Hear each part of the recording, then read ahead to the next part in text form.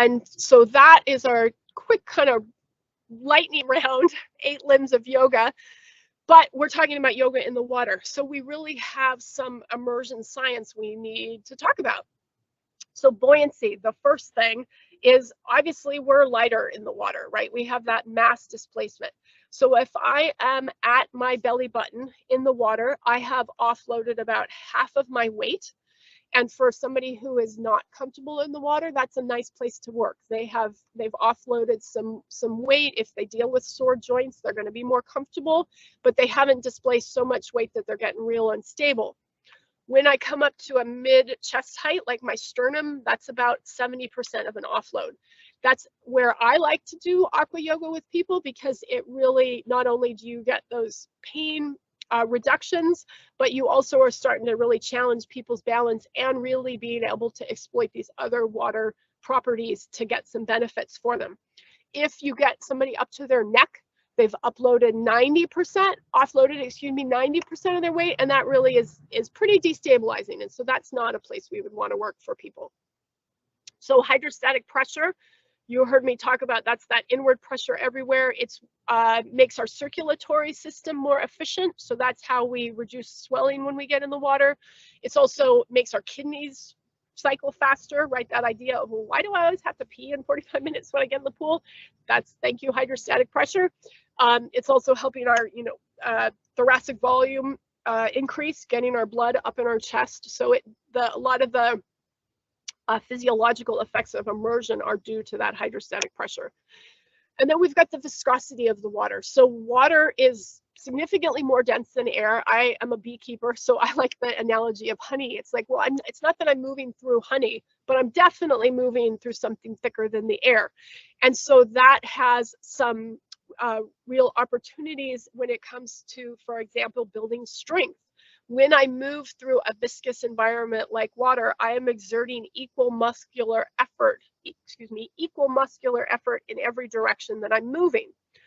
On land, I am used to exerting muscular effort only when I resist gravity. So this idea of I can get equal muscular effort is really helpful. Again, coming back to, say, like arthritis, when you have a damaged joint, when you have that damaged joint, you would really like to protect that joint by having equal musculature on all the sides of the joint. And so that's an example of how that can really help us and how we can use that viscosity in an effective way. And we'll talk about some more ideas too. And then inertia, because the water is more viscous, we have more inertia to deal with. So inertia is, most people learn it as that an object in motion, once it's in motion, tends to stay in motion, right? We have 3 kinds of inertia when we get in the pool. We have our limb inertia, which you can see like from the graphic. I have to overcome some inertia to get my limb to move through the water, say if I did a bicep curl. If I am standing in the pool and I'm going to start walking through the water, I have whole body inertia now working against me. And then I actually have the water's inertia. So when I started walking through the water and I encountered my whole body inertia, if I walked in a circle and say I did 3 circles in a row, the water is going to start to follow me around, basically. So when I then turn around 180 degrees and start walking against the water, now I'm encountering the water's inertia. So we have significantly more inertia than we deal with on land. And again, we can exploit that when we practice yoga for some benefits.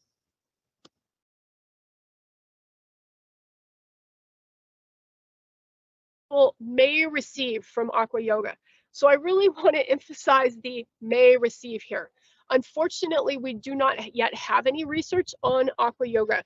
So what I have done is I have gone through yoga research that has been published. So this is peer-reviewed yoga research, and then looked at aquatic exercise research that again is peer-reviewed, and then looked at, well, what are some overlap things that we have going on? So for example, that yoga increases your flexibility. That's pretty well documented at this point, and even kind of common sense people who don't know much about yoga, they'd say, oh yes, well, you go to yoga, you're going to get more flexible.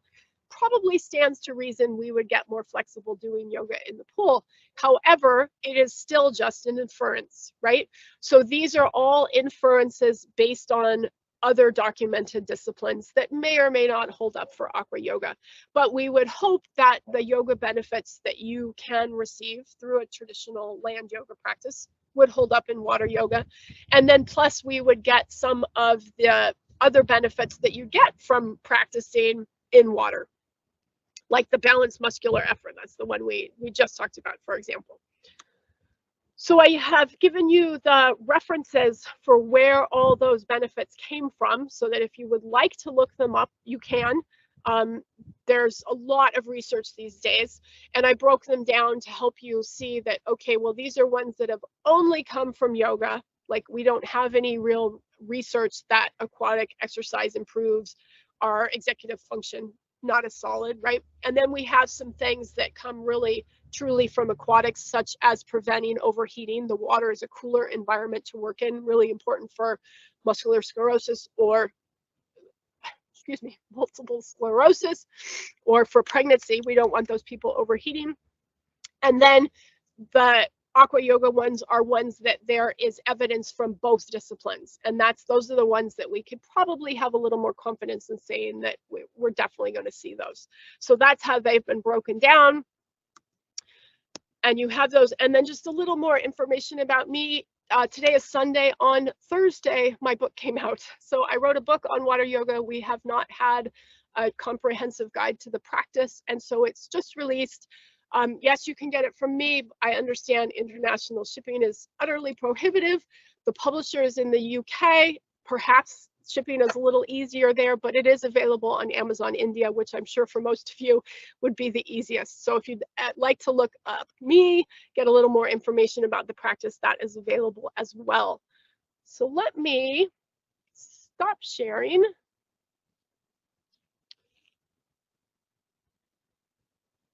And come back to you all. And let me take a minute to, before I do anything in the pool, open it up to questions for people, what we were talking about there. All right, I'm going to go back through the chat and see what we have already there.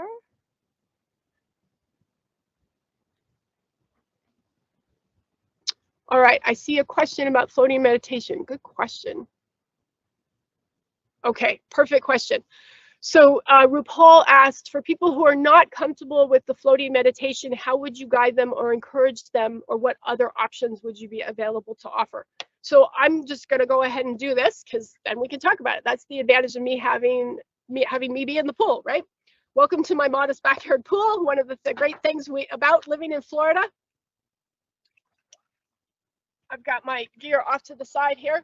So in the slide I gave you, I had 4 pool noodles to show a fully reclined situation. When we can get people to be buoyant and floating, it does provide some benefits to their nervous system. But again, if people are not comfortable in the water, they're not going to want to float. So option number 1 is always just to stay vertically standing and even have a hand on the pool wall, right? If somebody is really afraid of being in the water, that's going to be their most comfortable place. Because remember, one of the goals of meditation, not only is it to learn to calm the chatter in your head, it's to get your nervous system to calm down. So whatever way we can get people to make their nervous system calm down, that's the most important thing. So that would be, base place number 1. If we have somebody who would like to float a little bit and get up off the surface of the pool floor, but not recline. Here in the States, we get a lot of, I don't want to get my hair wet. You probably get a lot of that too. So then it can be as simple as, I call it, getting friendly with a pool noodle. You take one pool noodle, you slide it between your legs, make sure that it's centered, because remember, if I am going to get it in my face, it's going to send me backwards. If it is pointing way up in here, it's going to send me forwards, right? So I want to be centered on my noodle. I bend my knees. Important thing again for safety is feet stay under my head. So I can bring my feet up off the pool floor. Personally, I'm a little bit of a sinker, and so I need more than one pool noodle to float well.